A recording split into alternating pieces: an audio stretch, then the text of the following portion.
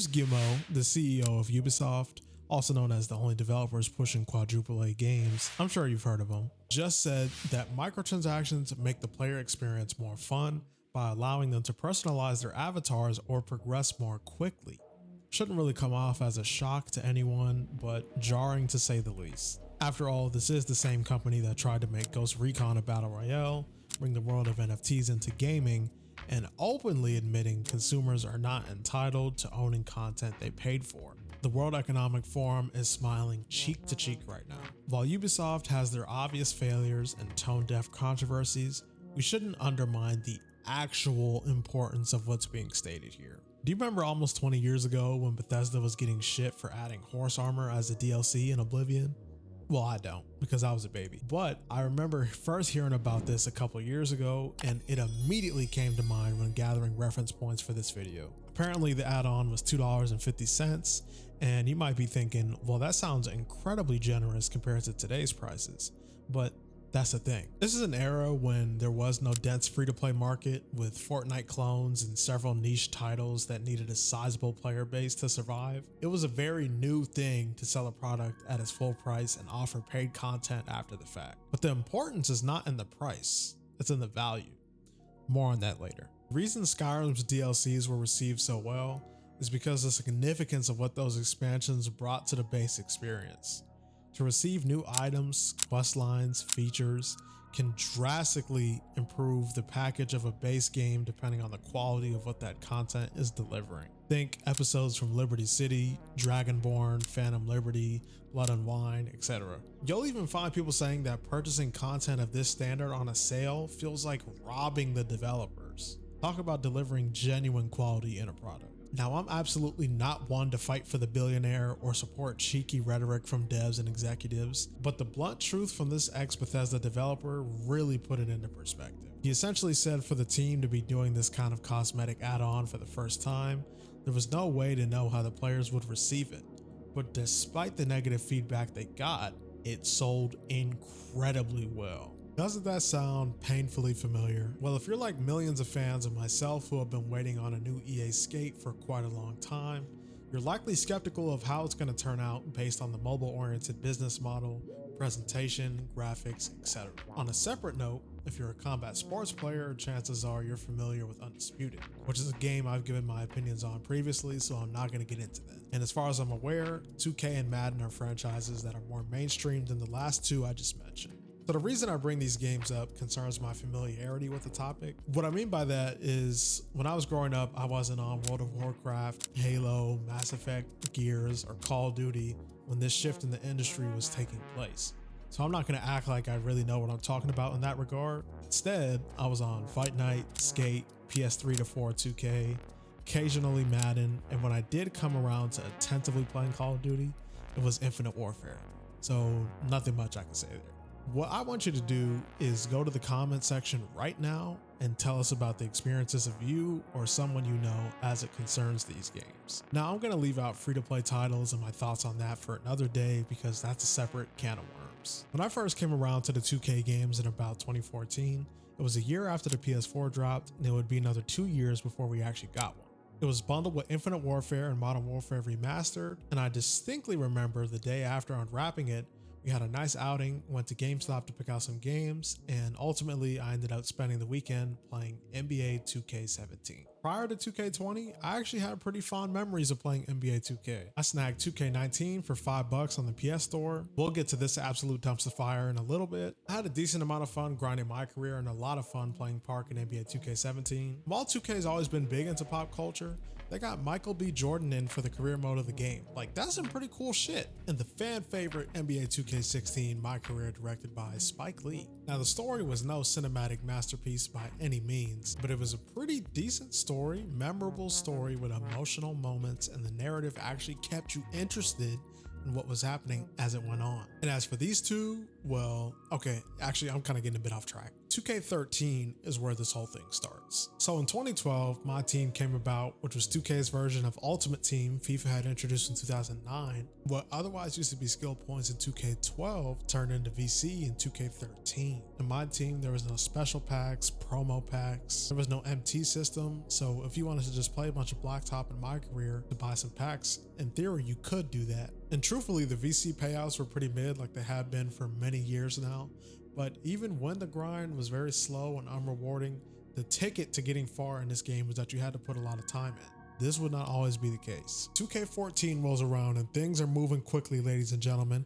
VC has been officially monetized. Yes, that means you could go to your digital marketplace and purchase a fixed amount of VC to dedicate to your player, or use it in the My Team mode that they introduced last year. It would only start to get worse from here. With the first draft of the beloved Park mode we would come to know and appreciate within 2 to 3 years in 2K16 and 17, you can now dress up your player however you want. And with that is the birth of social confirmation bias in a digital world where you're just trying to play basketball. If folks see that you have a brown shirt, then they know that you didn't spend money on the game. So for that reason, they might think, oh, well, if he doesn't care about how he looks, he probably doesn't care about how he plays. Dude with a hat or a jersey of his favorite team, or jeans or Timbs or Jordans on, cares about how he looks when he's playing the game, so consequentially he might care about being better at the game than the brown shirt. And it was starting to become way more obvious to the people in charge that the players were buying into this slippery slope. So obviously in that respect, they were doing something right. And us as players love to bark at or smite down these executives,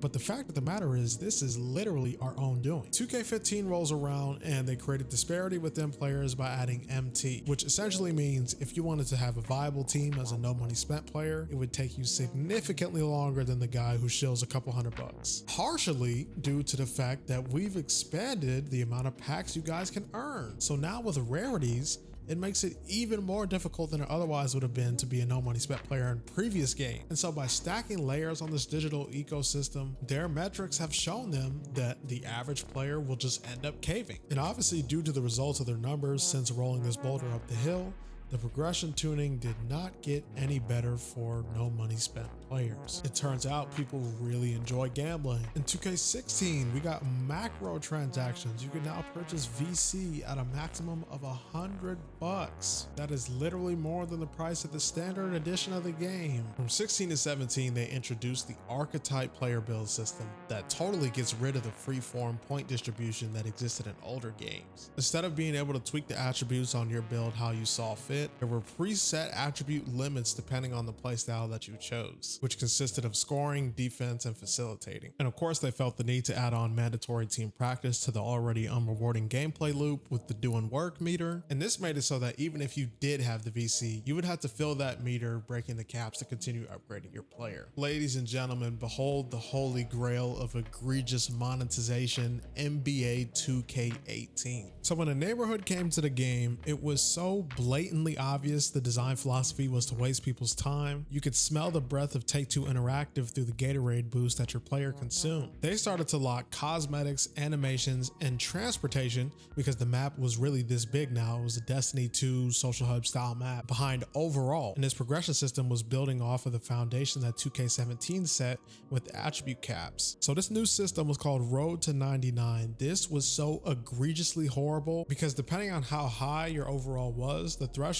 for improving your attributes was increased. So the more time you put in, the more time you needed to put in. For the VC that you did earn, it was a drag for literally anything in the game that you wanted. You want clothes, you walk to the store. You want a haircut, you go to the barber. You want a tattoo, you go to the parlor. You want to play rec, you go to the rec arena. You want to play pro-am, you go to the pro-am arena. You want to play park, you take this long trip around the map just to end up in the same park system all the previous games had. It just takes longer to get there for whatever reason. And guess what? It was the best-selling sports game that year. Take-Two's best-selling sports game ever at that point. And why don't we take a look at the game that sold the most that year? Call of Duty used to be the arcade military experience that took a very serious tone with the subjects that it tackled, and sooner or later, through live service influence with games like Blackout and BO4 and Warzone in 2020, you've got influencers like Snoop Dogg and Nicki Minaj running around with waifus on their M4s. You got wrestlers from the WWE. You got all these bright, colorful effects on the guns now, which severe props to the art team. A lot of these do look pretty cool. It's just a far cry from the core identity of Call of Duty. Like I said, I caught on at Infinite Warfare, so by this time, the tides were already turning too far in the other direction. And look, I'm not active in the Call of Duty community, so maybe legacy players do enjoy that stuff, I don't know. But the point I was trying to make was not about the aesthetics. That brief history of 2K's drip feed business model is essentially to highlight that while the prices of the currency went up and the game demanded more time and money from the player, the value of said currency decreased significantly, as opposed to expansions in single player games or battle passes in otherwise free-to-play games. 2K did end up introducing battle passes in the 9th generation versions of the game, but we're just not even gonna get into all that. And see, this here absolutely blew my mind. So a little earlier in the year, when Slowclap was doing their rounds on social media to promote Rematch, talking about the playtest invitations and gameplay mechanics and all that stuff, you can see the original tweets deleted, but this tweet was actually advocating for the implementation of a gacha card system like Ultimate Team. And of course, the thread chewed him up, so he deleted the tweet, tried to defend his take, but it didn't get much further than that. And I think this just kind of goes to show that the experiment these mega corporations embarked on over a decade ago, they've succeeded. We have unfortunately gotten to the point where players cannot even fathom these games existing without cancerous gacha style systems in them because of the indoctrination that has taken place a little over a decade ago. As I said earlier in the video, I have not played the legendary 7th generation shooting games, so for those of you who have, enlighten us in the comments below on how you notice the slow drip feeding business tactics start to take place in some of your favorite games. I'm very interested to read what you have to say. If you enjoyed this video or found it informative, be sure to leave a like, subscribe with the bell so that you don't miss another upload, and I will see you guys next time.